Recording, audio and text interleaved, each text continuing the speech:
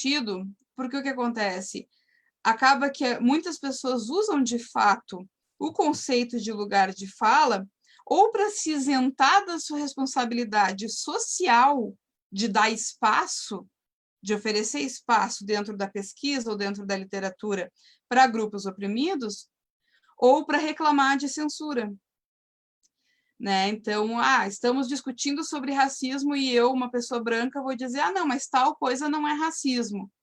Aí vem uma pessoa e diz, olha, mas não é tua vivência. E eu, estou sendo censurada. Né? É cômodo, é muito cômodo.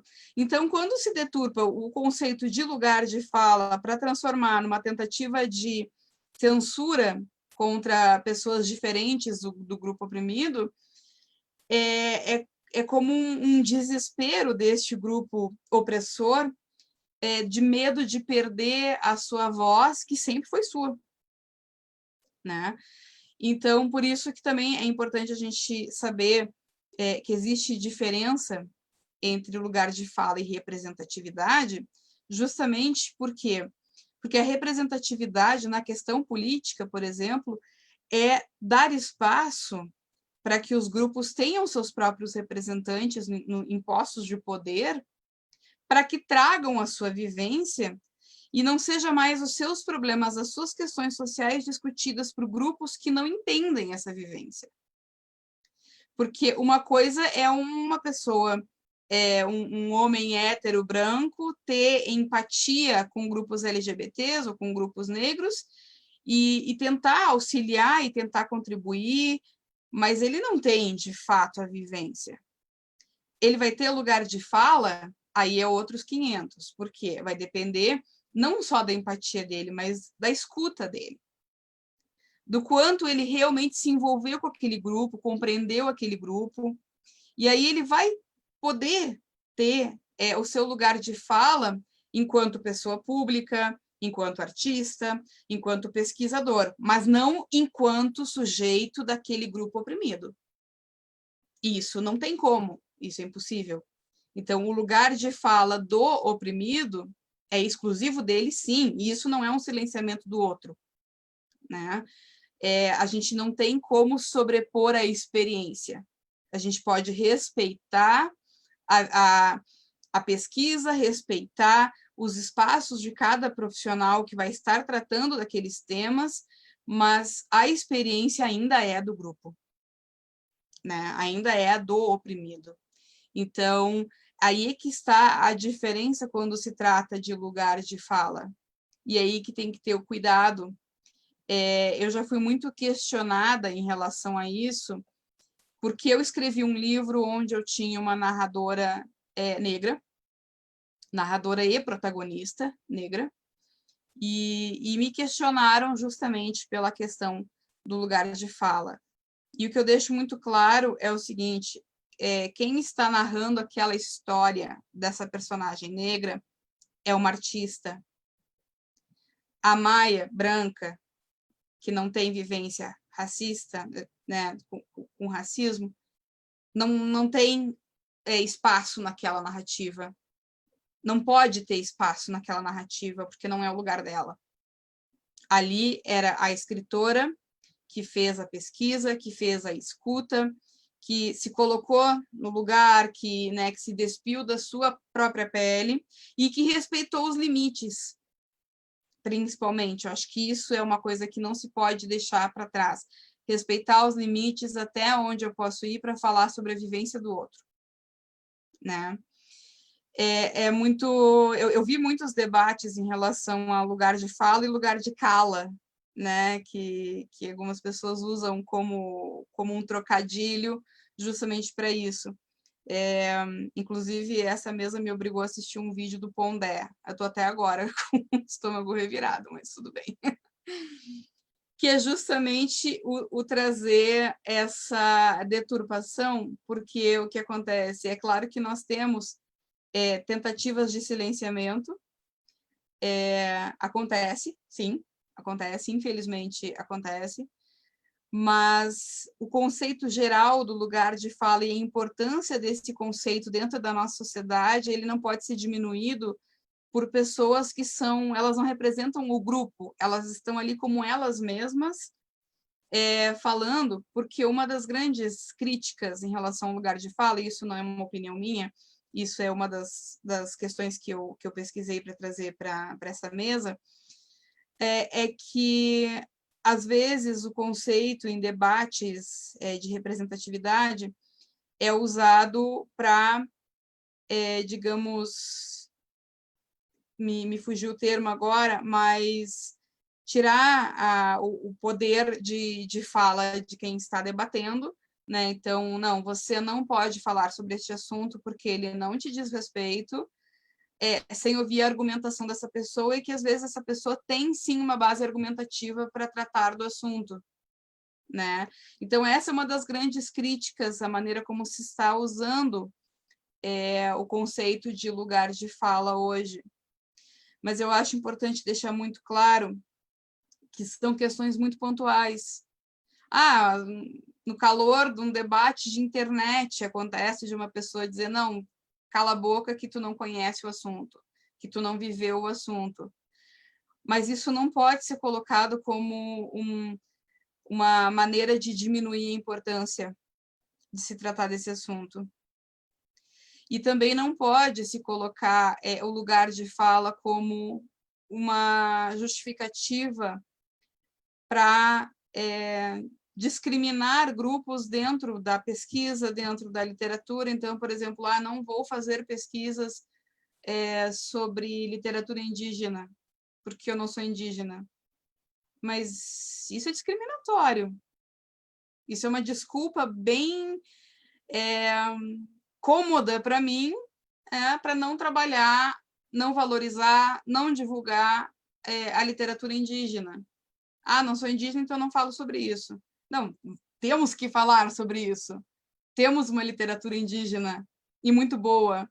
Temos a obrigação, independente de que grupos nós pertencemos, de falar sobre isso, não só porque é indígena, porque é de um grupo estigmatizado, porque é de um grupo que está sendo exterminado há 500 anos, mas porque tem qualidade, porque é uma literatura que tem consistência, é uma literatura que deve ser valorizada e lida, né? Então, usar a autocensura do lugar de fala também é um comodismo. Nós temos, por exemplo, uma das pesquisas mais importantes em relação aos personagens negros na literatura brasileira, foi feito por uma pesquisadora branca, que é a professora Regina Dal Castanhé, e é uma pesquisa muito chocante.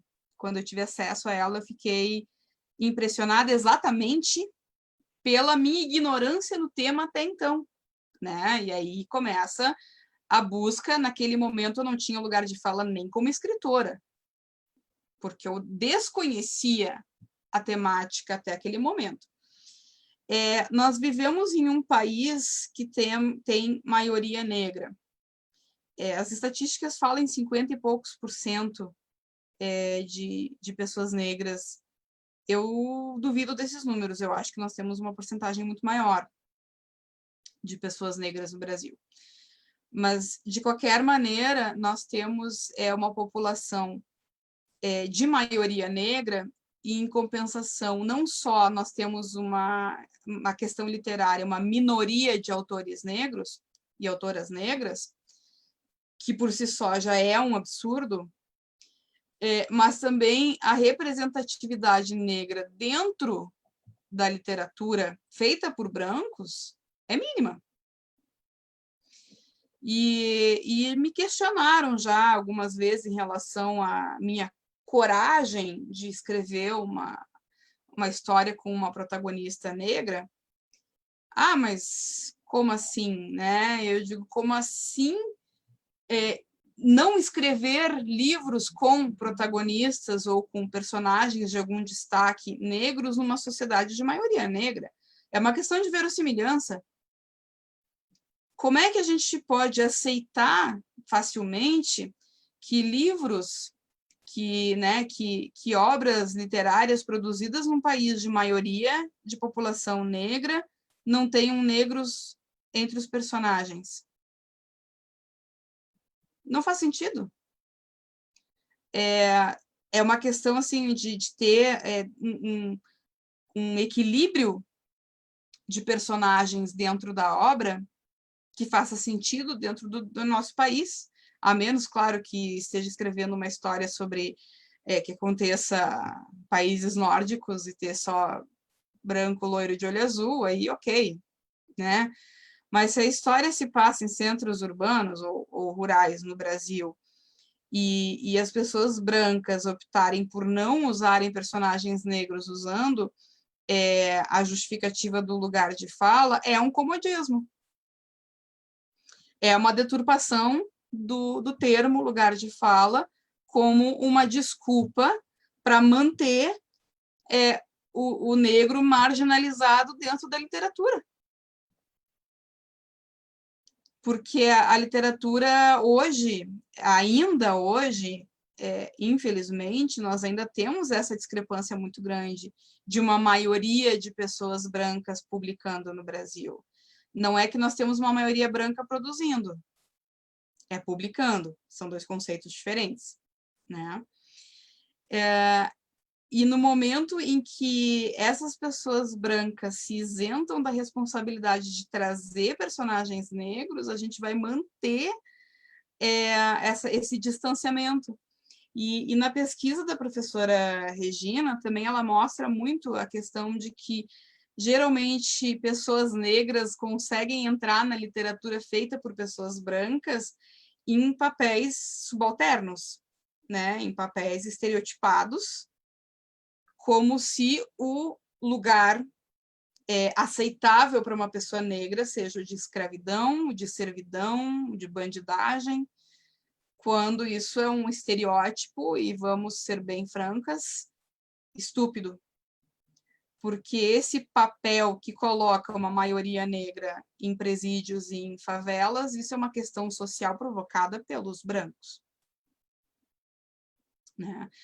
E isso eu vi muitos debates também falando, mas branco não pode discutir racismo. Não, branco deve discutir racismo, porque o branco que é racista. Sem o branco sendo racista, o racismo não existiria. Os héteros não podem discutir homofobia. Devem, a homofobia só existe porque os héteros são homofóbicos, né? Então, realmente, quando se fala em lugar de fala, é importante que se tenha em mente que o lugar de fala nada mais é do que o espaço que aquela pessoa ocupa dentro da sociedade e que dá a ela o aval para falar daquele assunto por via de experiência. E dentro das artes, o lugar de fala não é a pessoa, é o artista. Dentro da academia, o lugar de fala não é a pessoa, é o pesquisador. Por isso que mantenho e reitero que usar essa justificativa do lugar de fala para excluir grupos de sua literatura é desculpa. É uma autocensura fácil, né, para trabalhar, porque eu não vou incluir pessoas, eu não vou ter uma responsabilidade social com a sociedade onde eu vivo, para ninguém me apontar o dedo de lugar de fala. Pois as únicas pessoas que me apontaram o dedo sobre o lugar de fala com o meu livro de protagonista negra foram pessoas brancas.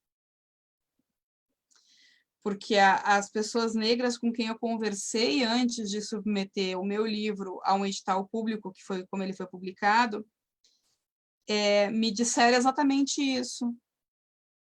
Então, é melhor excluir as pessoas negras da tua literatura porque tu é branca e manter as pessoas negras excluídas da literatura, ou trazer as pessoas negras para a literatura em geral, até que a gente chegue num ponto em que seja, o que deveria ser há séculos, natural a convivência de pessoas brancas e negras dentro de uma narrativa. E não mais pessoas negras em papel de servidão ou em papel de bandidagem, que é o que nós temos, o retrato da nossa literatura hoje traz isso, o que é uma questão absolutamente absurda. Então, a polêmica toda que gira em torno do lugar de fala é justamente essa deturpação que acontece, muito conveniente, para que se acuse os grupos oprimidos de censura, de tentativa de silenciamento, né? E é muito engraçado chegar para uma pessoa oprimida, uma pessoa que não tem espaço político, e dizer que ela está silenciando uma pessoa que tem todo espaço de poder, né? Então, quer dizer, é uma discrepância. E aí a gente percebe o quanto as pessoas em espaço de poder, elas querem dominar todas as narrativas, né? Então, se uma pessoa LGBT tenta impor não é o termo, né? Impor é um termo muito, muito forte, não seria o caso, mas se uma pessoa LGBT tenta ter o seu espaço de representatividade, falar de sua vivência, trazer as suas questões, né, para debate, dizer, ó, eu vivo dessa maneira, as coisas que acontecem comigo são dessa maneira, e a gente precisaria pensar em políticas públicas que abranjam as minhas necessidades, e vem uma pessoa que sempre teve o lugar de poder e que não tem essa vivência e diz, não, eu não concordo que seja assim. Aí vem a pessoa LGBT e fala, não, mas eu tenho um lugar de fala. Ah, está me silenciando.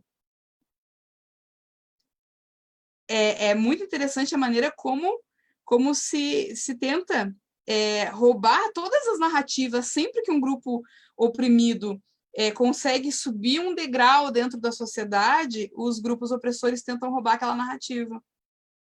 Então, esses grupos estão começando a ser ouvidos, então vamos chamar a voz deles de censura.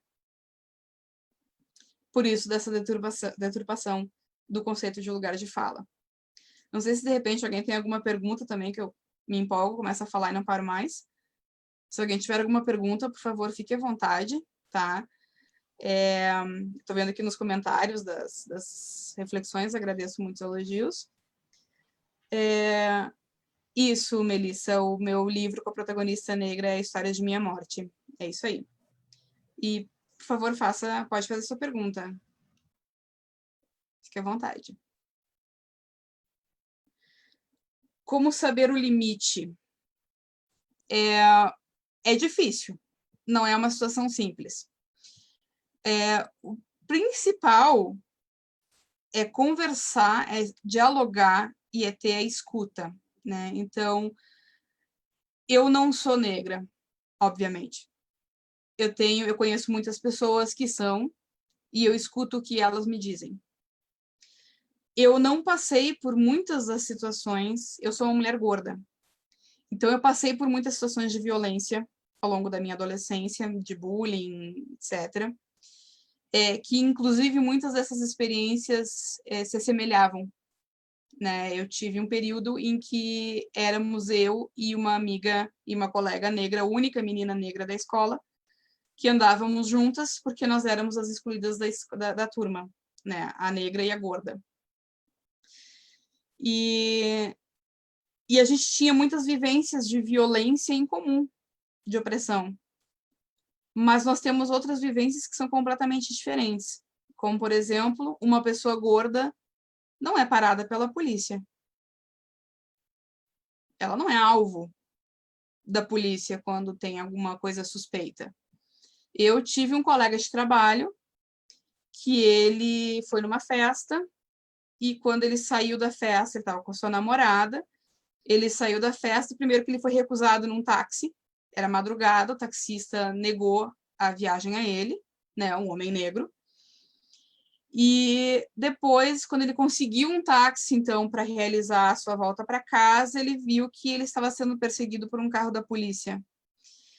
E quando a polícia parou, então, o táxi foi questionar ele, dizendo que na festa onde ele estava, um celular desapareceu. E como nós estamos aqui no Rio Grande do Sul e nós temos uma predominância de pessoas brancas por causa das colonizações europeias, ele era o único negro também da festa, e a namorada dele era branca, e a polícia parou ele para questionar sobre o celular que desapareceu. Quer dizer, a polícia saiu do ambiente da festa e foi atrás do único negro que estava na festa para saber do celular que desapareceu. E ele questionou essa questão de alguém da festa foi interrogado ou vieram direto atrás de mim. Claro que isso é um risco que ele correu muito grande, porque nessas horas ele não seria ouvido. Ele se tornou automaticamente suspeito por ser negro. E, no fim das contas, o celular estava esquecido no banheiro. Não havia sido roubado por ninguém. E, então, assim, essas questões, assim, de ser negada a viagem no táxi, de ser o primeiro suspeito. Eu vivi uma situação que é uma situação que foi a última vez na minha vida que eu não me manifestei e que até hoje me dói muito lembrar que eu fiz essa bobagem, que eu fui a um shopping considerado de elite e entrei em uma loja chiquérrima, que não é para as minhas condições, eu sou uma pessoa de baixa renda, e eu estava como eu costumo estar vestida, uma calça super simples, camisetão, e estava quente, então eu estava de chinelo de dedo, quer dizer, eu estava completamente incoerente com o ambiente daquela loja, e com uma bolsa grande. E junto comigo entrou uma moça negra, muito bem vestida, muito elegante, com uma bolsa pequenininha, e era uma loja de roupas, e não tinha acessórios. Então, quer dizer, eu poderia tranquilamente ter posto uma roupa na minha bolsa, ela não. Na saída da loja, ela foi parada pelos seguranças, eu não. Eu estava mal vestida com uma bolsa grande, e ela muito bem vestida com uma bolsa pequena. Então, a incoerência ali da ação dos seguranças foi muito grande, e eu fiquei paralisada olhando aquilo, sem acreditar, e o mínimo que eu podia ter feito ali era me manifestar. Eu não fiz. Né? É aí que entra onde a gente tem que botar a mão na consciência. A gente assistir uma situação de opressão e se calar. Não pode. Não pode mais. A gente já ultrapassou esse limite. Né? Aqui estou só vendo os comentários aqui. Escreva literatura infantil, a Celina comentando, com personagens com deficiência ou características especiais. Vitiligo, interessante, albinismo. Não sou uma pessoa com deficiência, penso em inclusão na literatura infantil. Perfeito, perfeito. Existiu a pesquisa, existiu a responsabilidade. Perfeito, precisa se falar desses assuntos. Precisa se trazer essa representatividade para as crianças. Aqui também temos a Yatamira falando, seus argumentos são muito lúcidos, muito obrigada. Isso é responsabilidade nas narrativas sobre meu povo preto, com certeza, sem dúvida nenhuma. Até porque nós devemos isso, né? São séculos. É o mínimo. Eu penso muito, eu não escrevo, eu não coloco personagens negros na minha literatura porque eu me sinto na obrigação. Não tem nada a ver com isso. Eu coloco porque nós temos uma maioria negra no Brasil, então, né, é o que se espera. É o mínimo que se espera que tenha personagens negros num livro que se passa no Brasil. Né? Então, eu acho que essa responsabilidade é uma coisa que nós, brancos, estamos devendo ao povo negro há séculos. Né? Queria fazer um comentário, pode ser? Por favor. Um tempo atrás, eu me lembro que estava num sarau e um cara leu um trecho de uma novela, romance, sei lá, ele estava escrevendo. Então, ele, como homem branco, tinha uma personagem mulher. E aí era uma situação de muita agressão. Um momento tendo relações sexuais. E então ele falava, meu pau com uma navalha. E entrava e saía, entrava, e ela estava gozando, e ela adorava. Então, o que a gente faz? Claro que eu comecei a gritar, imagina, eu não fico calada, que não me conhece, eu não me importo. E ele disse, mas ela estava gostando. E eu falei, mas você é um homem estando no espaço de uma mulher, gerando violência. Não imagino o barraco que eu armei. Mas eu acho que porque eu não calo. Mas eu acho uma situação muito grave, muito complicada, porque uma coisa, onde está a nossa ética? Entendeu? Eu entendo perfeito, Maia, quando tu fala isso de que nós brancas, eu acho até um exercício muito interessante, né? A gente entrar na pele, se imaginar, se pôr do outro lado. Agora, o que acontece com quem não faz esse exercício numa boa e utiliza desde outro lado? Pois é aí que entra a grande questão de por que os casos são muito individuais, né?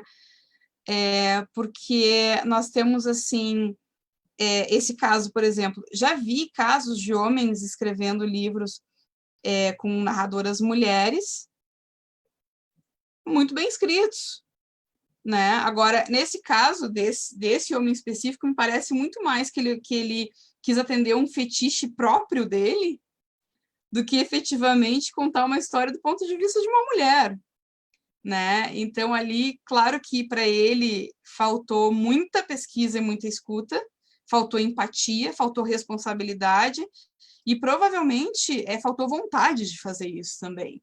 Ele queria atender um fetiche próprio. Para mim fica muito claro, quando um homem traz uma relação sexual com violência no papel, na voz de uma mulher, e diz que ela estava gostando, é fetiche dele, né? É por isso que quando se fala em limites, o que acontece? Eu evitei colocar, por exemplo, no Histórias de Minha Morte, que é meu livro, situações de opressão racista que eu não poderia descrever de uma maneira precisa, que eu não poderia dizer, botar um sentimento genuíno ali. Porque por mais empatia que eu tenha, por mais que eu me sensibilize, por mais que eu esteja há anos envolvida como apoiadora do movimento negro, não envolvida no movimento negro, porque aí entra lugar de fala, daí eu pessoa, eu sou branca. Mas envolvida como uma pessoa que se importa de fato com a causa, eu não tinha como colocar um sentimento real na minha personagem de uma coisa que eu não sinto, né?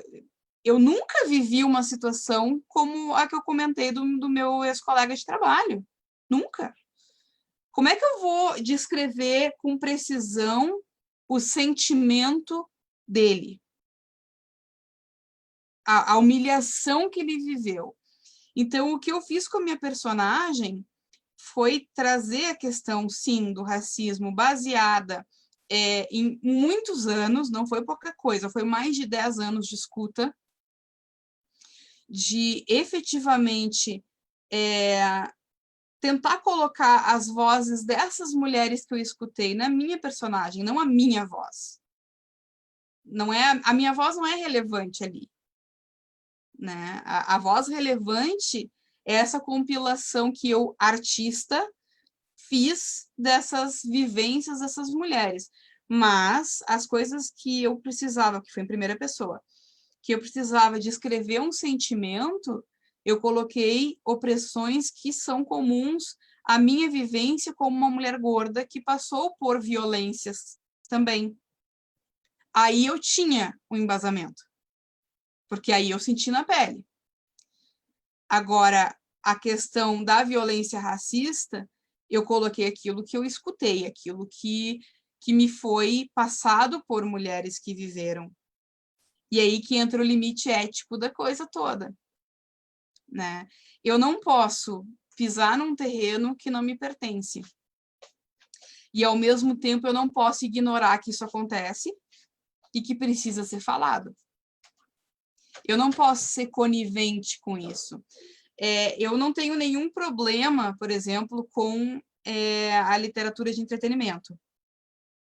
Acho perfeitamente natural as pessoas escreverem livros que tenham como foco exclusivo a diversão, né? Mas eu, pessoalmente, tendo a escrever histórias que botem o dedo na ferida, e aí de pegar vários grupos marginalizados, né? No caso, histórias, eu trabalho muito mais a questão do povo negro, mas eu tenho outras histórias que eu trabalho também. Aqui a Fabiana está dizendo, acho importante também, não só escritores negros, mas brancos, o papel de escrever narrativas que desmarginalizem o negro, com toda certeza. Com toda certeza. Porque assim, a arte tem esse poder de criar novas narrativas, né? Não a própria narrativa da arte, mas no momento em que a gente coloca, dá ao negro papel subalterno o tempo inteiro, a gente está reforçando o estereótipo, que é o que a gente precisa combater para ontem, né? E isso é papel do artista branco também, principalmente, porque nós ainda, artistas brancos, ainda somos quem tem mais voz. Não é verdade? Então, assim, enquanto a gente não consegue corrigir essa desigualdade de que pessoas negras têm mais dificuldade para publicar livros, e aí nós vamos ter uma série de questões sociais também, históricas também. Com o fim da escravidão, os negros foram colocados em situação de marginalização, aí entra a questão da educação precária, né, que os brancos, donos dos engenhos, das fazendas, ficaram com todas as terras, com todo o capital, e os negros foram colocados para a rua com uma mão na frente e outra atrás. Então, nós temos toda uma questão social que faz com que as pessoas negras tenham tido mais dificuldade para ter acesso à informação, à educação formal, e sim demorado mais tempo para conseguir produzir sua própria literatura por causa disso. E isso tudo é culpa da sociedade racista. Não é culpa do negro que não foi atrás. Né? Eu já ouvi histórias assim que eu fico pasma, que tenha gente que ainda tem a coragem de repetir uma bobagem dessas. Né? E aí, agora que nós temos, sim, um número um pouco maior, ainda está longe de ser o ideal, mas um número maior de pessoas negras com acesso à informação, com acesso à educação formal, com acesso à academia, nós ainda temos uma dificuldade muito grande de pessoas negras, de pessoas indígenas, de pessoas fora dos grandes centros, de terem acesso à publicação de suas obras, que tragam, sim ou não, suas vivências, até porque as pessoas negras não são obrigadas a escrever só sobre suas vivências. Isso também é uma forma de racismo. Achar que pessoas negras só podem escrever sobre ser negro. Quer dizer, eu posso escrever uma ficção científica que se passa em Marte, mas uma pessoa negra só pode escrever sobre a vivência dela como negra. Por quê? Isso também é racismo. Né? Então, permitir que as pessoas negras também publiquem, também tragam as suas histórias, a sua criatividade, que não tem diferença nenhuma para as pessoas brancas. O que muda entre as pessoas brancas e as pessoas negras, intelectualmente falando, é o acesso à informação, é o acesso à educação formal. Porque, biologicamente, não existe diferença alguma. Se colocar uma pessoa negra e uma pessoa branca com as mesmíssimas oportunidades, não vai fazer nenhuma diferença. Aliás, se duvidar, vai ser o contrário, né? Porque, querendo ou não, nós temos toda uma história, se for ver, até antropologicamente falando, né? Dizem os estudiosos, eu não sou especialista nisso, já estou metendo o pé no lugar de fala de outros, mas a própria sociedade, a própria raça humana, como gostam de falar, ela vem de origem negra, de origem africana, né? E aí existe o branqueamento, né? Porque, claro, que não se pode admitir que os egípcios, que são os antigos, os povos antigos, sejam negros, mas são. Né? Aqui a Adriana comenta, estou adorando esse bate-papo, você tem uma clareza de raciocínio incrível, Maia. Ai, obrigada, gente, obrigada mesmo. Maia, desculpa, a Isadora queria fazer um comentário. Por favor. Ela falou para mim, não sei se quer falar agora. Isadora? Fique à vontade.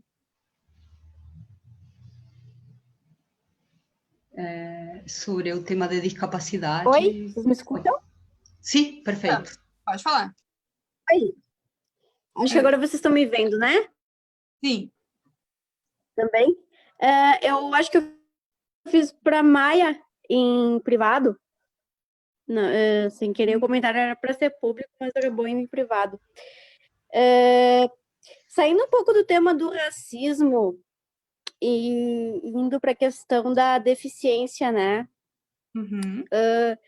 Me incomoda, eu sou uma pessoa com deficiência e me incomoda escutar a fala de pessoas sem deficiência dizendo, todo mundo tem deficiência, colocando a deficiência como no lugar de falha, né? E tirando da deficiência, tirando das pessoas com deficiência a fala sobre esse lugar de deficiência e nem dando direito a nós sobre esse lugar e se apropriando e distorcendo. Não sei se eu fui clara, me desculpa. Foi. Inclusive, muito, muito pertinente. Né? Tem mais alguma observação? Eu não sei se eu te interrompi. Não me interrompa, mas só para reforçar, porque é uma apropriação que acontece sem antes ter dado o direito à pessoa que está naquele lugar por nascença, vamos dizer assim, a dizer sobre como esse lugar é, né? É como querer, um antropólogo querer falar sobre o lugar do negro, mesmo que ele tenha o seu lugar como antropólogo, mas é como ele querer falar sobre o lugar do negro sem antes ter escutado o negro sobre esse lugar.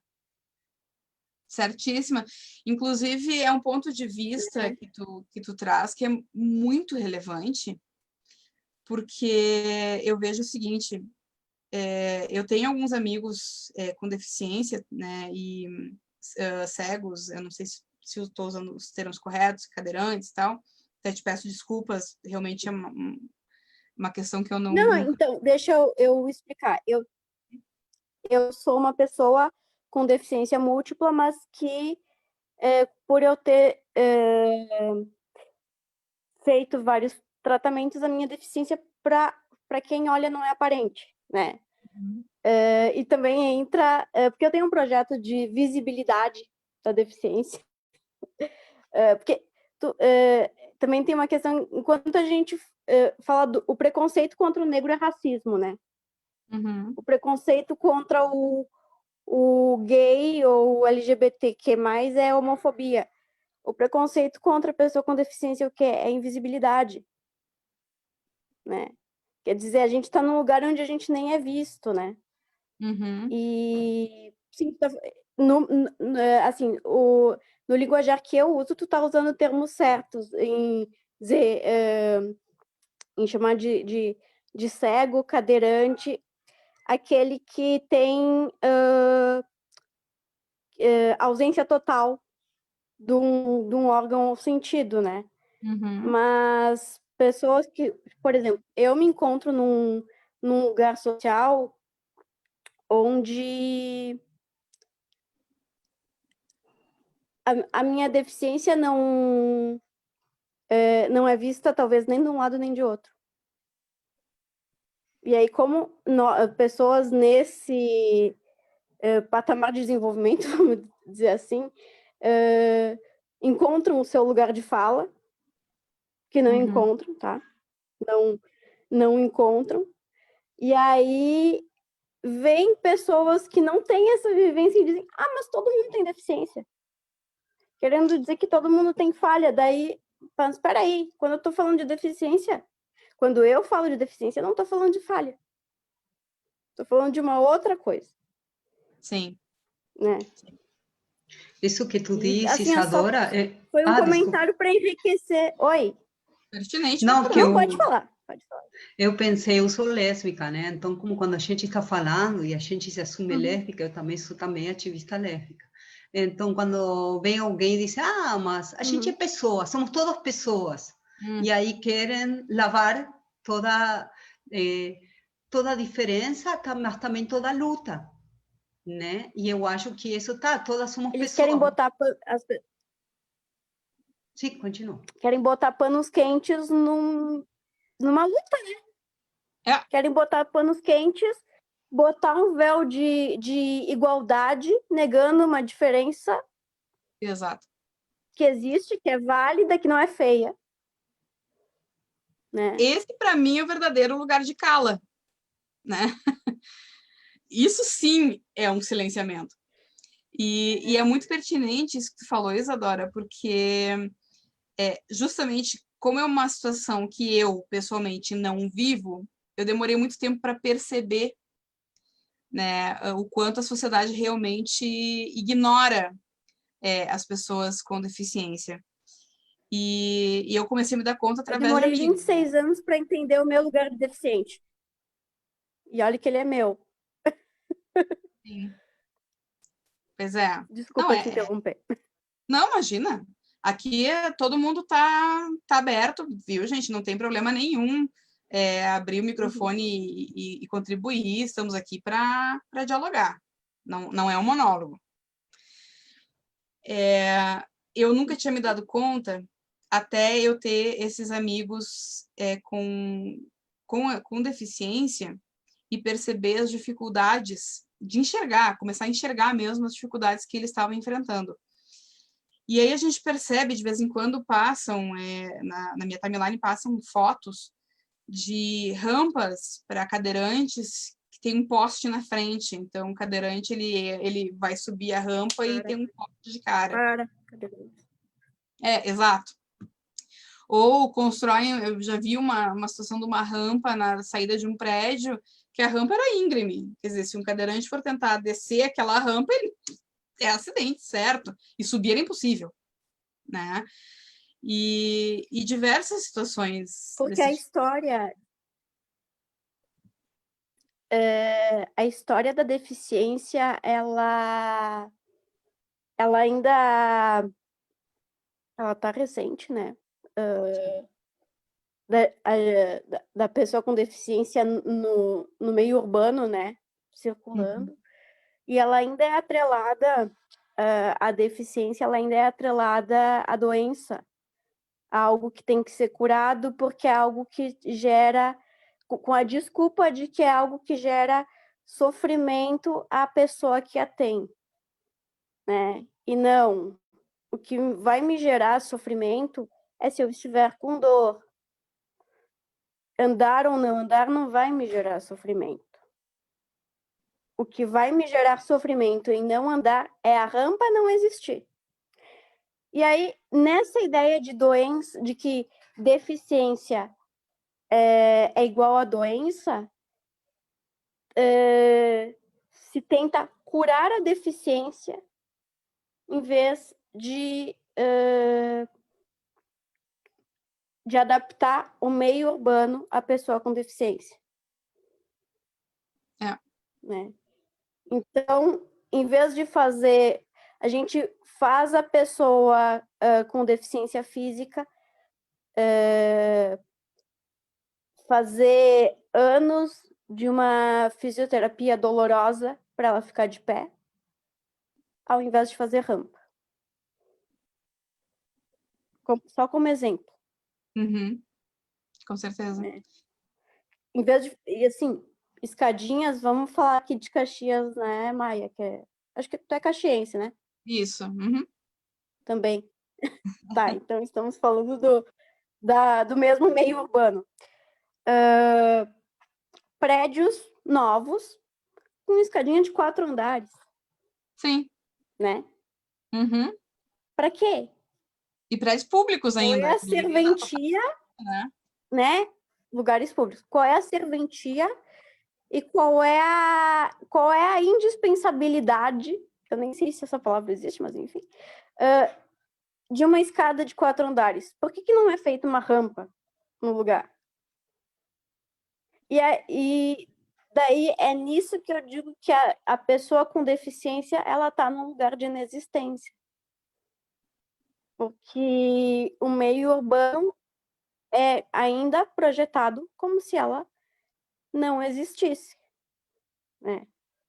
E aí, falando um pouco do que tu fala no início de negar lugar de fala a quem não está num lugar de vivência prática daquilo, pelo menos do lugar de vivência que eu tenho, fica muito difícil.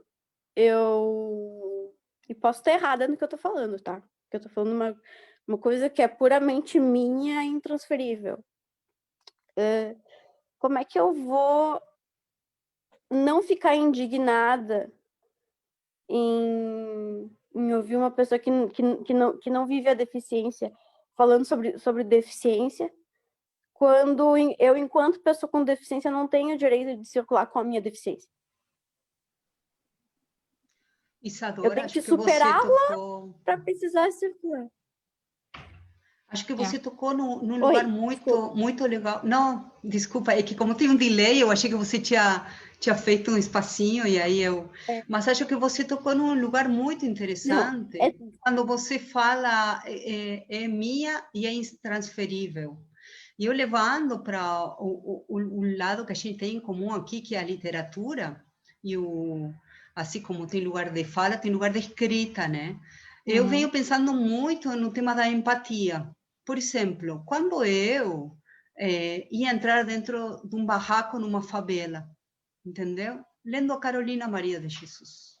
Quando eu ia saber como se sentia, o que se sente ser favelada, lendo a Carolina Maria de Jesus, como a gente cheira empatia. Então, Isadora, eu imagino, lendo uma coisa que você vai contando, como você se sente frente a um prédio novo, que hoje em dia, 2020 ainda, fazem 4 degraus. Gente, isso é maravilhoso. Você tem que levar isso para a literatura, porque o dia que a gente lê isso, olha que interessante, olha, entendeu? Eu acho que o papel da literatura na Que eu tenho arquitetura, direito. Desculpa. o papel Eu tenho direito da de não conseguir literatura. subir esses 4 degraus. Claro, eu sei porque eu passei os últimos anos da minha mãe, ela teve uma doença degenerativa e ela acabou sendo cadeirante, como tu diz, né? E eu levava, e eu vivenciei muito o que era ter uma mãe cadeirante e não poder fazer uma coisa, não poder fazer outra, onde ter um banheiro onde ela poder ir, enfim, mil coisas. Isso me deu um ponto de vista que eu até então não conhecia. Bom, igual eu era muito jovem, tinha 25 anos, muitas coisas ainda não tinha conhecido, né? Mas, de todas formas, eu acho que isso não vai... Mas tem muita gente que não passa por isso. Então, eu acho que nós, como escritoras, também temos que ser ativistas, temos que abrir cabeças e mostrar isso, e gerar empatia para as pessoas que nunca pararam para pensar. Exato. Até porque essa questão Só que a que Isadora a levantou empatia... Diga, pode falar. Posso falar? Pode. A questão da empatia, ela também está em eu querer olhar para aquele lugar, mas eu entender que aquele lugar não vai ser meu, né? Sim. Que é o que a Maia falou no início sobre eu escutar esse sujeito. Porque eu vou conseguir falar, através da literatura, eu vou conseguir falar desse lugar só escutando esse sujeito, não dizendo, ah, não, então agora, porque eu tive empatia, porque eu olhei para ele, então eu estou plenamente, como dizer, Apta. apta, né, a falar desse lugar. Só porque eu achei ele emocionante. Só porque ele me tocou. E não, né, gente? A empatia, eu penso a empatia como eu colocar ou um sapato ou um óculos de um tamanho, de um grau diferente do meu, perceber a diferença entre o meu tamanho e aquilo ali, e a partir disso falar sobre, né? Sim. A empatia, ela é digamos, é um aspecto fundamental para que se comece a compreender o outro grupo, aquele que a gente não pertence. Mas não é tudo, né? Eu sou empática com tal grupo, então eu vou escrever um livro inteiro sobre aquele grupo, mas eu não escutei uma única pessoa. Eu não compreendi aquele grupo. Porque a compreensão da opressão que o outro sente, ela é importante. Ela nunca vai nos dar a sensação real e concreta do que o outro grupo sente.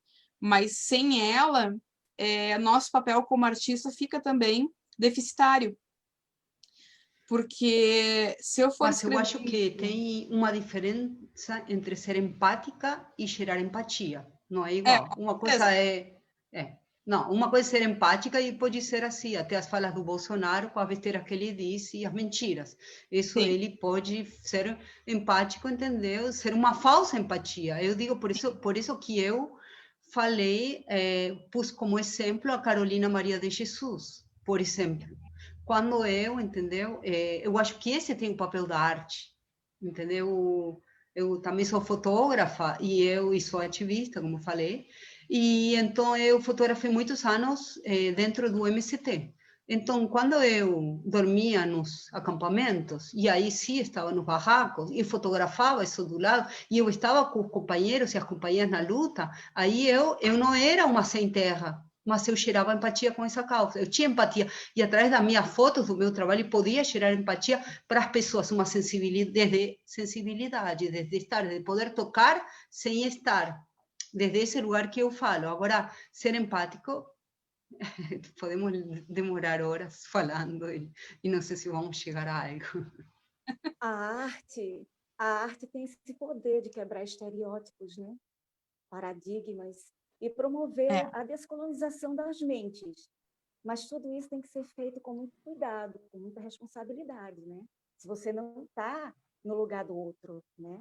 Se não é o teu lugar de fala, né? Não é que você não deixe de falar sobre, mas que você tem que ser mais minucioso. É aí que entra o trabalho de pesquisa, né? De responsabilidade, de amor mesmo pelo que está fazendo, né? Exatamente. Até porque quando a gente produz uma obra em que a gente está tratando de sujeitos que não são nós mesmos, porque senão a gente só escreve autobiografia, né? A gente sabe que pode ser lida por sujeitos que estão naquele grupo que a gente está descrevendo. E se a gente colocar ali alguma coisa que seja depreciativa ou que seja incoerente com a realidade, a gente está indo exatamente no caminho contrário do que é a intenção. Em vez de eu estar quebrando esses estereótipos, em vez de eu estar quebrando paradigmas, em vez de eu estar contribuindo com uma causa que eu acredito, eu vou estar contribuindo com o contrário. Vou estar piorando essa situação. Então, não me adianta, não me resolve. E é por isso que o lugar de escuta é tão importante quanto o lugar de fala dentro da arte e dentro da pesquisa, por exemplo. Eu saber o momento em que eu tenho que ficar quieta, ouvindo o que as pessoas que vivenciam aquela situação têm para me dizer, filtrar dali aquilo que eu posso falar, aquilo que eu tenho condições de expressar, né, trazendo a minha vivência, trazendo a minha escuta, e aquilo que eu realmente, por não viver, não tenho como expressar da mesma maneira. E aí sim eu vou ter um preparo para começar a produzir a minha obra que eu traga esses personagens. Isso tudo faz parte dessa responsabilidade que a gente tem que ter quando lida com personagens diferentes.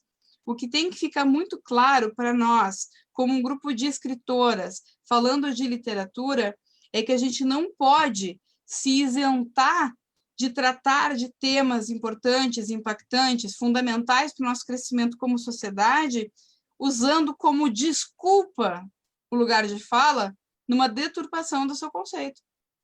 Então, vou deixar de tratar a questão que a Isadora levantou muito, muito bem levantado, em relação a pessoas com deficiência, vou deixar de tratar, vou manter a invisibilidade das pessoas com deficiência porque eu não vivo isso.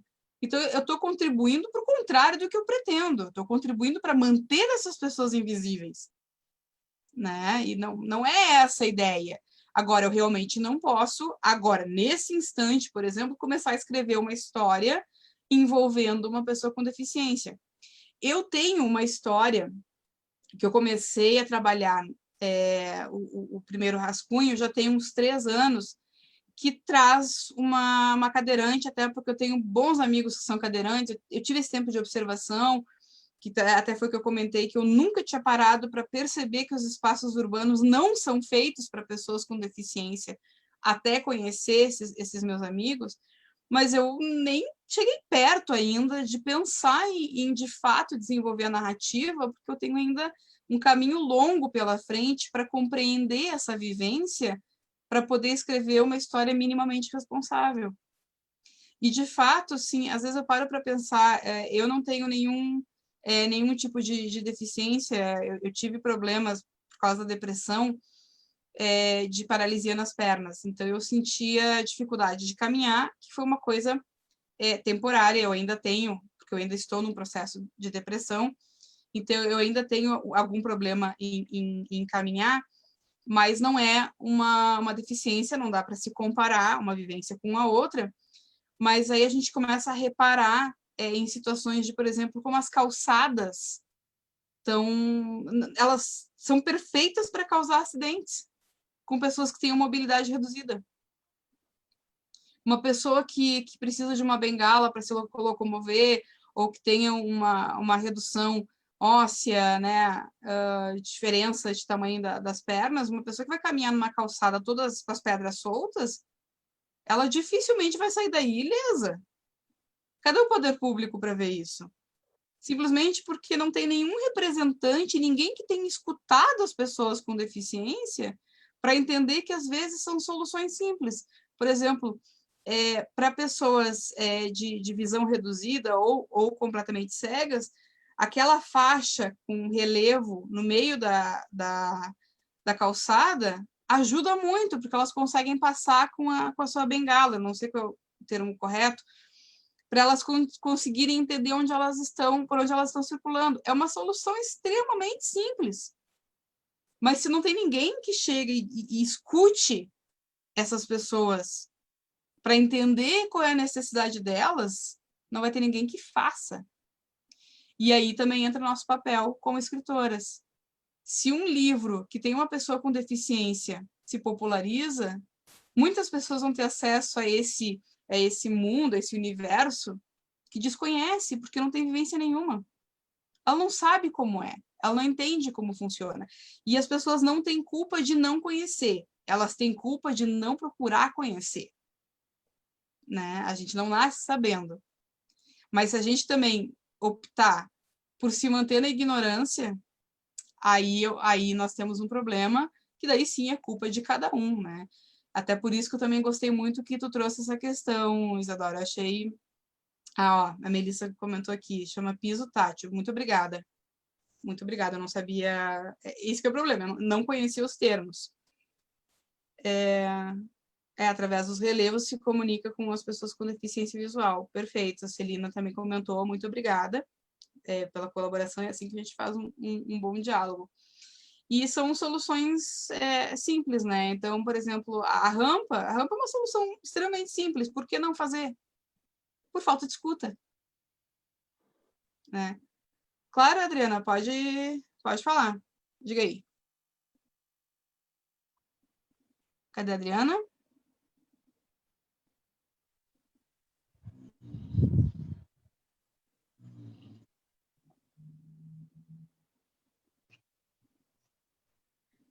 Estamos no teu aguardo, Adriano. Pode falar.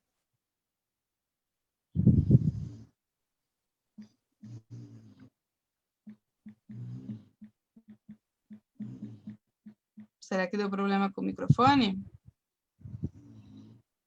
Ah, não consigo. Mas está funcionando. Tenta falar alguma coisa que parece que está funcionando.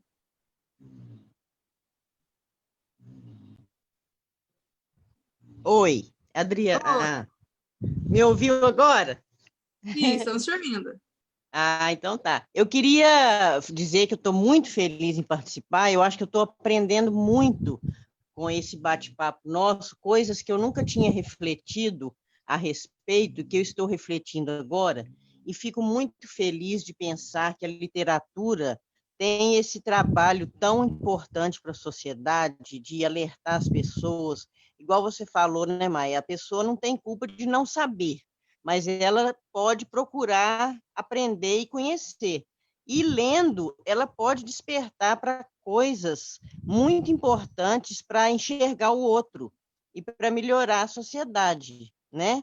Então, eu estou muito Exatamente. feliz de estar participando e quero mandar um beijo para a Mariana. Não sei se ela lembra de mim, eu conheci ela lá em Natal, no encontro do Mulherio. E um abraço para você, Maia, que eu fiz uma oficina com você este ano ainda, eu acho, no início do ano, não sei. Eu fiz uma oficina com você e gostei muito. E um abraço para a Isadora e todo mundo mais que está participando. Muito obrigada, Adriana. Muito obrigada mesmo. Você não tem como abrir a câmera para a gente lembrar do seu rosto? Adriana. Vou tentar abrir aqui, porque eu estou com dificuldade, entendeu? Ah, tá bom, tá Eu bom. estou apanhando um pouco, mas eu vou tentar. Ah, agora eu vou conseguir, ó.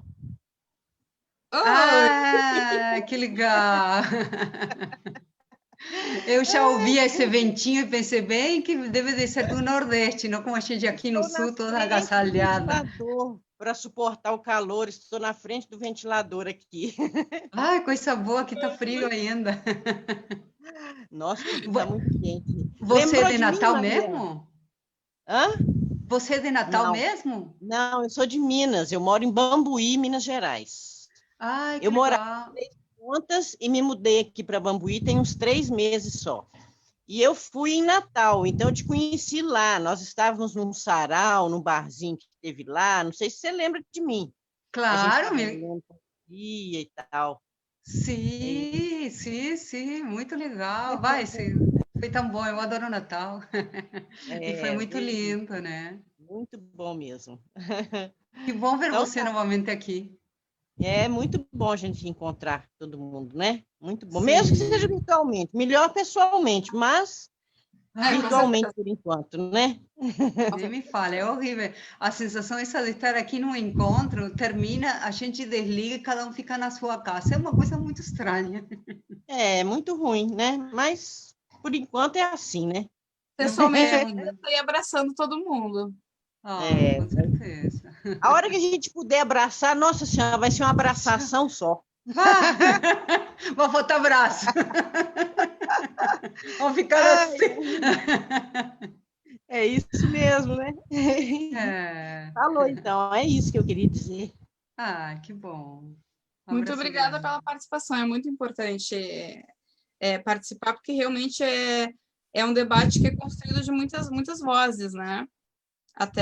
Até é importante que a gente tenha sempre em mente que se a gente está falando de lugar de fala, a gente está falando em dar voz, né? Um dos conceitos que eu busquei era justamente o quanto essa coisa de tentar usar o lugar de fala como uma tentativa de censura é um subterfúgio, né? Para não dar voz a quem nunca teve voz. E, na verdade, todos têm o direito à voz. E é isso que o lugar de fala tenta trazer, né? Então, por isso também que eu fiz questão de deixar claro que quem quiser abrir o microfone e contribuir, falar alguma coisa, esse espaço é democrático e é aberto, e todo mundo aqui tem voz. Todo mundo aqui tem voz, cada uma com as suas vivências, cada uma com as suas experiências e suas opiniões. Eu queria falar uma coisinha. Eu tenho um pouco de implicância com isso de dar voz, porque eu acho que dar voz é se parar em cima do poder, entendeu? Se eu vou dar voz a alguém, é porque eu vou estar em cima e a pessoa vai estar por baixo. Todo Faz mundo tem sentido. voz, todo mundo tem orelhas, todo mundo. Então, o que a gente tem que calar e ouvir. Ninguém tem que dar voz a ninguém. Aí seria momento, lugar de cala, né? Como você falou, que eu adorei. Então, dar voz, não. Porque se eu vou dar voz a ti, agora vou tirar. Então, o poder vai estar comigo. Eu agora vou dizer, agora eu tenho todo o poder. Eu digo, agora vamos ouvir fulana. Chega. Eu, por exemplo, que estou no Zoom, que estou no controle, agora eu vou mutar porque acabou o momento da voz, entendeu? E eu acho que, então, isso é... Então, a gente não dá a voz. A gente simplesmente silencia e ouve. Certíssima. Certíssima. É que nem a história do se dar o respeito, né? Eu não preciso me dar o respeito é meu por direito. Eu digo, Então, e quando dizem, eu pago os impostos, mereço o direito, eu digo, não é por pagar direitos, é pelo simples fato de respirar. exatamente. Porque Exatamente. se alguém não paga imposto, não merece respeito, não, merece também. Depois a gente vai ver o que faz com esses impostos, que alguns sonegam, aliás. Não, isso não é parâmetro, de fato não deve ser parâmetro. Mas a questão que eu acredito que dentro desse tema de lugar de fala, dentro de um encontro de escritoras, o que deve ficar de mensagem muito importante, na minha opinião, talvez o mais importante de tudo, é jamais se aproveitar desse conceito tão importante para excluir grupos marginalizados da sua literatura, né? Porque é uma desculpa, e é uma desculpa muito ruim, por sinal, né? Então, nunca, não me sinto confortável escrevendo um livro que tenha personagens de tal tipo. Bom, aí talvez tu precise refletir por que tu não te sente confortável. Talvez aí tenha um preconceito aí dentro, né? Claro que ninguém é obrigada a escrever sobre todos os temas, não é isso. Eu tenho responsabilidade social, então eu vou ter que escrever um livro, vai ter uma personagem negra, outro livro vai ter uma personagem trans, outro livro vai ter uma personagem deficiente, outro livro... Não é assim. Nós temos que ter liberdade criativa. Todas nós temos liberdade criativa de escrever aquilo que nos sentimos com vontade de escrever, né? E, inclusive, os grupos marginalizados não têm obrigação de escrever sobre ser marginalizado. E isso também é importante se ter em mente. Agora, a responsabilidade, primeiro, de assumir, não quero escrever sobre isso, por isso, isso, isso. Ok, então assume. Assume que não quer escrever porque tem medo de julgamento, né? Enfim, né? Bobagem. Mas tem pessoas que usam essa justificativa. Aqui a Fabiana, então, está dizendo lugar de fala do escritor negro na literatura, falar apenas sobre negritude. Exatamente. E isso também é uma forma de racismo. Tu colocar, então, negros ficam num gueto, inclusive, dentro da literatura. Negro só pode falar de negro. Não. Nós temos escritores e escritoras negras que fazem ficção científica e fazem muito bem. E, então, assim, querer colocar como obrigação das pessoas de grupos minoritários falar só sobre aquilo é uma forma discriminatória, né? Liberdade criativa, as pessoas negras podem falar sobre pessoas com deficiências podem falar sobre pessoas negras, pessoas brancas podem falar sobre pessoas negras. Por que eu tenho o direito de falar sobre qualquer assunto e outras pessoas não têm? Não faz nenhum sentido. Maia? Oi. Quem está falando? Tá. Oi. Eu, Isadora. Tá? E outra coisa que eu observo é que as pessoas que estão em grupos de poder, em grupos não marginalizados, elas falam para as pessoas dos grupos marginalizados sobre quais são os seus lugares de fala, inclusive. Né? Até onde tu pode ir, né? Te dou o direito de falar sobre a tua vivência, mas só até aqui. Por exemplo, quando eu... Não, e só sobre a tua vivência daquilo. Como, assim, o negro, só sobre negritude. O deficiente, porque eu passei por isso na faculdade, de todo o trabalho de conclusão de semestre, os professores quererem que eu fizesse sobre deficiência. Né? Liberdade nenhuma para ter tua criatividade.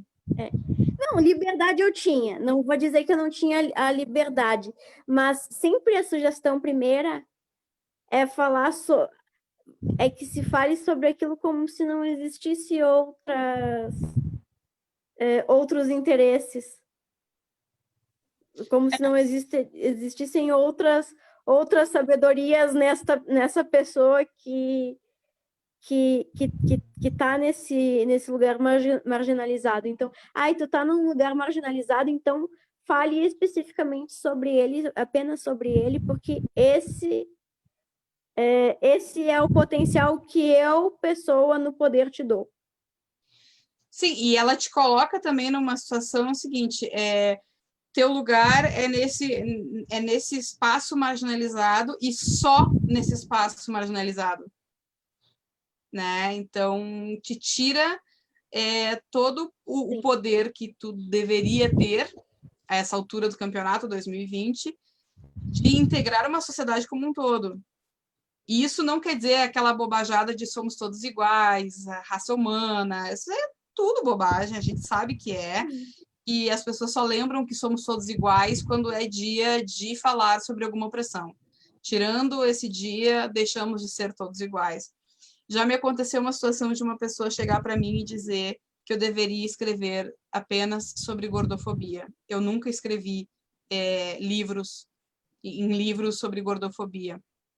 Simplesmente porque o dia que eu quiser escrever uma autobiografia, eu o farei, mas por enquanto eu gosto de escrever ficção e eu gosto de incluir personagens diversos na minha ficção, porque o mundo é diverso, né? A exclusão das pessoas diversas, diferentes de mim, é o que não faz sentido numa sociedade como a nossa, não só brasileira, mas mundial, gente. Olha a quantidade de culturas que se tem nesse mundo, né? Se a gente parte de uma... Que é aquela questão que a própria Djamila comentou, em relação a se considerar que o discurso branco, hétero, masculino é o discurso padrão e todo o resto é desviante. E não é assim que funciona. E dentro dos próprios grupos marginalizados também nós temos as pessoas com vivências diferentes. Então, colocar todo mundo num pacote só também é uma forma discriminatória. Colocar todas as pessoas LGBTs como uma unidade está errado. Por exemplo, a Mariam falou ali que ela é lésbica, eu sou assexual, eu também sou LGBT, QIA+. No caso, eu sou o A, lá no fundo. As nossas vivências... A infame piada do B de banana, né? A infame piada do B de banana, do B que não é de banana, né? Do LGBT. Pois é. Então, assim, com certeza, embora nós sejamos do mesmo... Sempre vai ter subgrupos marginalizados dentro do grupo, né? Sim, sim. Nossa, quando eu me assumi assexual foi que eu percebi o quanto as pessoas assexuais são completamente invisíveis. Tem muita gente que nem sabia que existia isso. Foi até engraçado que eu fiz um post falando da sexualidade, do quanto foi difícil para mim não assumir, mas perceber o quanto eu sou invisível dentro da sigla. E aí uma pessoa perguntou assim, dentro do LGBTQIA+, onde fica o assexual? Eu disse, no A? Onde mais o assexual ia ficar? Poxa!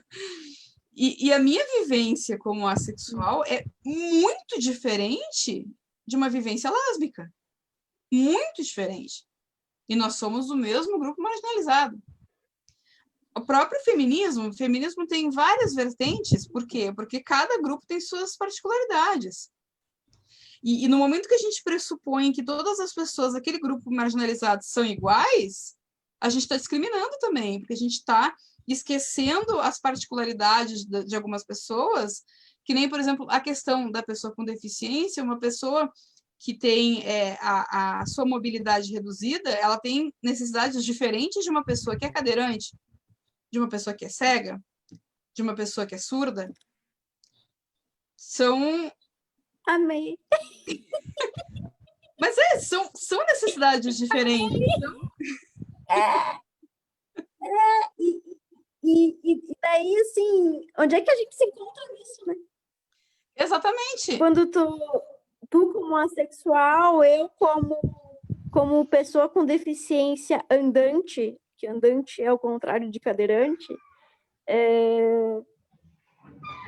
como é que antes de encontrar grupo, como é que a gente se encontra? Como é que a gente se entende no grupo, né? Aí entra aquela E palavrinha aí, porque bonita. isso é essencial para eu ter fala. Claro, Isso é essencial para eu ter fala. Eu me entender, eu não consigo ter fala antes de eu me entender exatamente. como sujeito naquela existência. E aí tem uma palavra que eu acho muito, muito, muito linda, que é respeito. No momento em que a gente respeita a voz, a vivência, a experiência, as dificuldades, as deficiências, as limitações das pessoas, a gente tem uma convivência pacífica e, muito mais do que isso, uma convivência rica. Por quê? Porque é essa diversidade que faz a riqueza da humanidade. Enquanto a gente achar que existe uma voz hegemônica, essa voz é pobre, porque ela não traz a complexidade humana. Nós somos pessoas complexas, às vezes nem a gente se entende. Então, é difícil de entender o outro muitas vezes. Sim, é difícil. Aqui no Brasil, por exemplo, quem está no Rio Grande do Sul, que é o meu caso, tem uma vivência diferente, culturalmente falando, de uma pessoa que está no Pará. Eu tenho um grande amigo meu que é pernambucano e eu fui ler o livro dele e ele traz muitos termos pernambucanos e eu não entendi metade. É brasileiro! Mas eu não entendi, porque ele traz o linguajar regional. Se eu for trazer o linguajar regional gaúcho para minha literatura também, pessoas de fora do Rio Grande do Sul também vão ter dificuldade, porque as nossas gírias aqui, elas são muito puxadas de Argentina e Uruguai, né, de tempos bem passados. Então, assim, a gente tem uma diversidade que, se a gente consegue manter respeito e escuta e entender as particularidades de cada pessoa e deixar que cada um seja ela mesma, a gente vai ter uma riqueza tão grande e a gente transpor isso para a literatura. Nós temos um potencial, principalmente aqui no Brasil, justamente por ser um país de dimensão continental. A nossa literatura já é maravilhosa. Eu que trabalho muito com literatura brasileira contemporânea, digo para vocês, assim, a nossa literatura é fantástica. Se a gente consegue trazer isso, ter esse respeito, né, ter essa escuta, entender os seus limites, entender o limite do outro, e transpor isso para a nossa literatura, olha que coisa linda. É sair daquela coisa comum, daquele discurso padrão, daquela sociedade que fica dentro de um mesmo bairro, dentro de uma mesma cidade, daquela mesma metrópole, com aquele mesmo grupo de pessoas estereotipadas como donas do poder. A gente vai ter uma riqueza tão linda, tão linda. Aqui mesmo, nesse grupo que nós estamos, somos todas completamente diferentes umas das outras. Entretanto, somos ligadas pela literatura, por algumas vivências em comum, mesmo que sejamos de grupos, de repente, diferentes, podemos ter vivências comuns de grupos diferentes. A questão é jamais achar que a sua vivência se sobrepõe à do outro, e jamais achar que o seu conhecimento sobrepõe a vivência. Então, assim, eu busco conhecimento, eu busco entendimento, eu busco a compreensão e empatia para poder produzir minha literatura. E isso necessariamente passa pelo meu silêncio, para que eu escute a voz do outro e, a partir daí, eu possa tentar compreender o que o outro vive. Antes disso, é impossível. E antes disso, inclusive, atropela esse belíssimo conceito de respeito, que é o que mais falta. Achei que lindo isso que tu está falando, Maia. Acho que é muito legal isso de falar nas diferenças, mas não como uma coisa de adjetivo de bom ou ruim. Eu acho que ser diferente não é necessariamente nem bom nem ruim, porque pode ser tanto bom quanto ruim. Eu, por exemplo, como lésbica, eu não quero ser heterossexual. Eu não acho que seja uma deficiência, ou que seja uma coisa a menos nesta sociedade, o fato de ser lésbica. Ao contrário, eu tenho orgulho de ser lésbica, porque para mim ser lésbica é também um fato político. Para mim é um fato político não ter um homem dentro de casa, não depender do símbolo da opressão. Então, para mim, é ser feminista na ativa. Não quer dizer que quem não seja lésbica está errado. Eu acho que a gente não tem que pensar em errado ou em bom ou em certo, porque até tem lésbicas, enfim, tem em todo, tem a pluralidade, depende como a gente vê. Mas para mim, ser lésbica não é ser menos que ninguém, nem mais que ninguém, né? E isso, justamente, e acho que desde aí, desde esse lugar, é muito, muito bom colocar isso, né? Como quando a gente escreve, né? Quando a gente tenta, às vezes, escrever, eu, por exemplo, ministro na oficina, e eu digo que quanto menos adjetivos, melhor, porque o que eu entenda como um adjetivo de bom, não é o que tu, Maia, vai entender, não é o que a Adriana vai entender, não é o que a Isadora vai entender, não é o que qualquer de nós vamos entender. Então, se eu abro esse termo, aí que a gente vai se entender. Exatamente. Exatamente. Inclusive, por exemplo, eu como gorda, a obesidade é algo que pode ser corrigido, né? É um termo ruim para ser usado, mas enfim, para haver melhor compreensão. Eu posso emagrecer e deixar de ser gorda. Eu tenho 38 anos e sou gorda desde criança. Se eu quisesse ser magra, eu já teria feito alguma coisa, né? Acho que nesses anos todos eu tive bastante oportunidade de fazer alguma coisa e deixar de ser gorda. Então, assim, ser gorda não é que seja uma escolha minha. Eu não escolhi ser gorda. Alguns fatores da minha vida me levaram a isso, mas não é algo que me incomoda. Se me incomodasse, eu mudava, porque é algo que eu posso mudar. Tem coisas que não se pode mudar. Agora, a minha forma física eu posso entrar numa dieta, fazer exercício e emagrecer.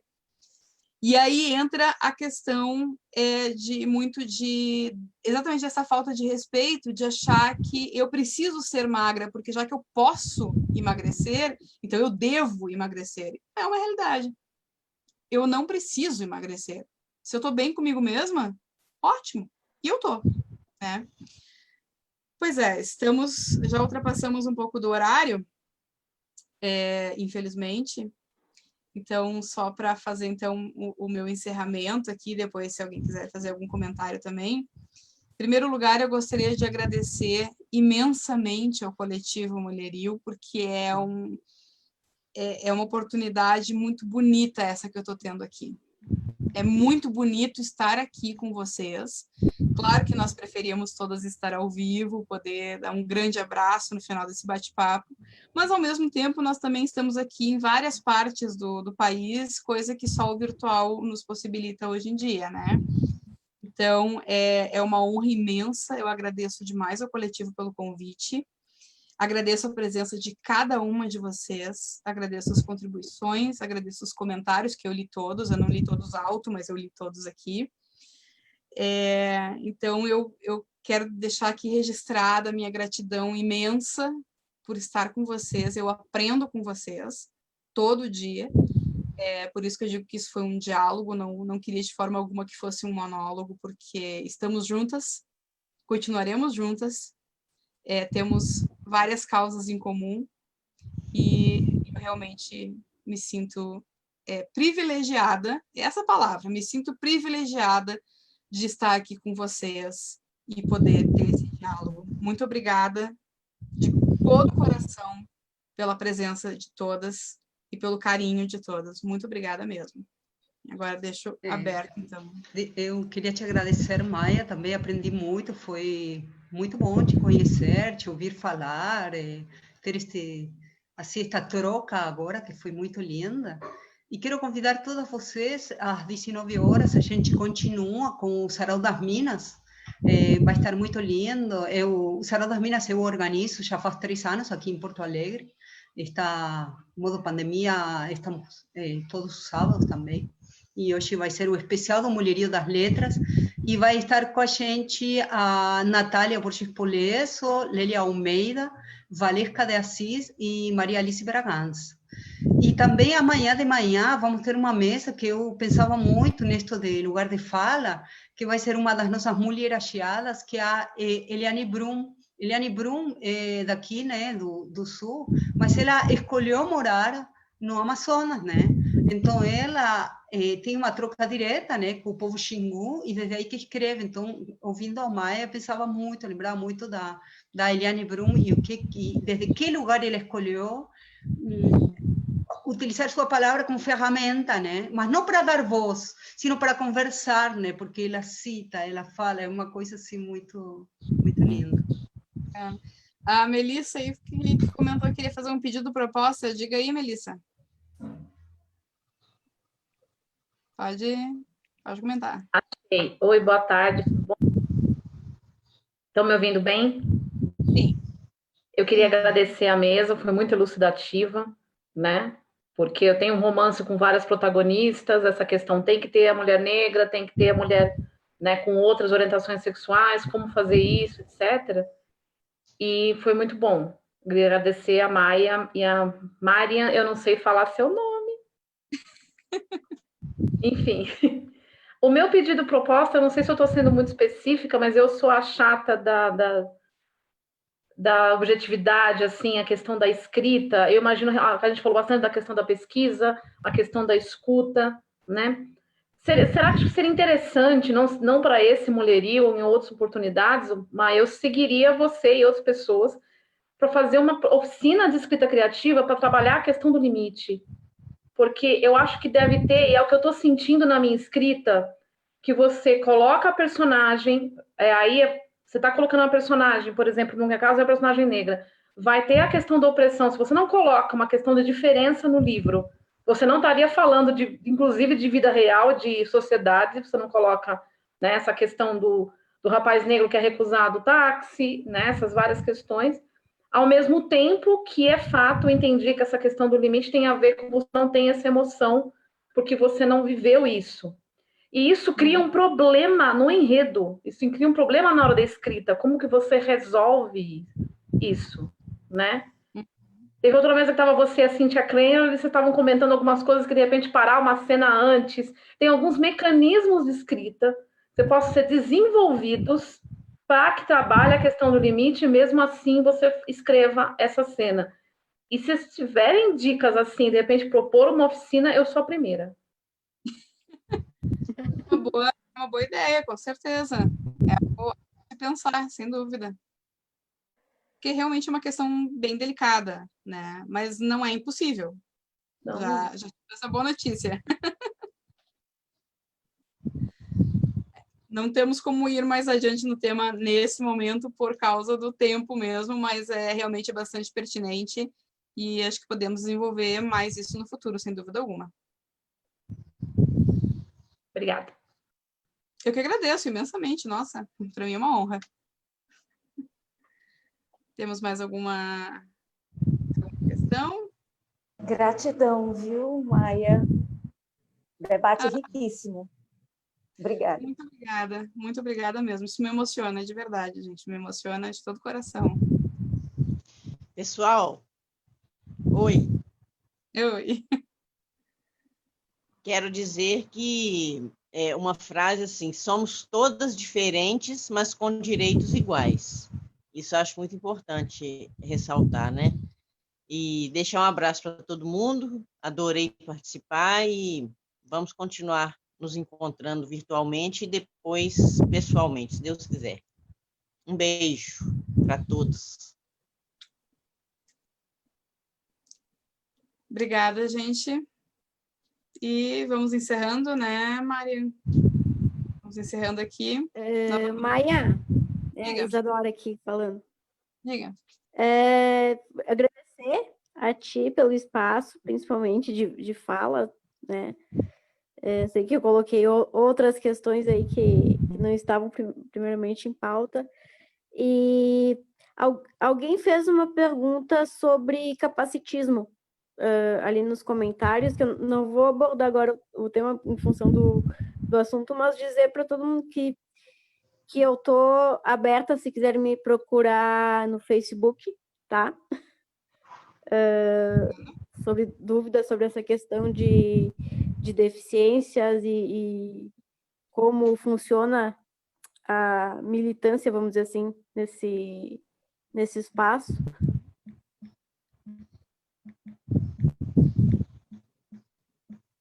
Perfeito, perfeito. Acho ótimo se colocar à disposição para esse diálogo, acho bem importante.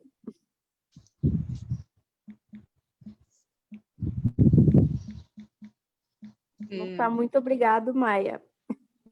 Imagina, o espaço é de todas. A Melissa está perguntando, Isadora, como é que é teu nome no Facebook? É Isadora, com S, Deon, tudo junto, D-E-O-N, tá? Cecato, C-E-C-C-A-T-O. Fica aí, então, uma dica bem boa para se conhecer também, né? Mais de outros grupos também, de ter essa vivência maior também, de estarmos todas juntas mesmo, né? Sem excluir ninguém. Uma ideia que me ocorre, este vídeo vai ficar gravado e vai ficar na página, agora estamos transmitindo pela página do Mulherio das Letras CRS, porque a outra mesa está sendo transmitida pelo Nacional, mas depois o vídeo vai estar também no Nacional. Então, Perfeito. imagino que se a gente quer se encontrar, a gente possa deixar comentários no vídeo mesmo, e aí a gente, como forma de se encontrar, como eu chego a ti, deixo a dica, fica a dica. Assim, fica a dica. Tá, gurias? Nos vemos, então, ficam todas convidadas para o Sarau das Minas. Quem se cadastrou vai receber o Zoom, se não, vamos estar todos pelo Nacional e esperamos vocês por lá. E todos estes dias, até dia 12, todos os dias e as noites e os meio-dias. Beijos e obrigada por participar. Beijão, gente. Beijos, beijos.